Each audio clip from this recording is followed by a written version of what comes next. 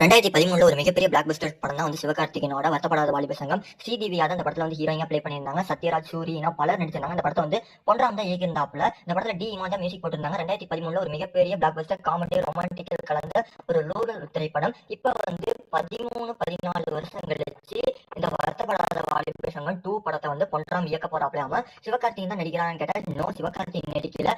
அதுக்கு பதிலா வந்து ஒரு நியூ ஃபேஸா டேரக்டர் ரொம்ப நாளாவே தேடிக்கிட்டு இருந்தாப்புல. இப்போ வந்து அந்த படத்துல வந்து வருத்தப்படாத வாலிபர் சங்கம் 2ல வந்து ரியோராஜ் வந்து கமிட் ஆயிருக்காப்புல. ஹீரோயினா வந்து மாளவிகா மனோஜ் தான் ப்ளே பண்ண வைக்கலான்ட்டு முடிவு பண்ணி வச்சிருக்காங்க. இது அபிஷியலான்னு கேட்டா அன்அபிஷியல்.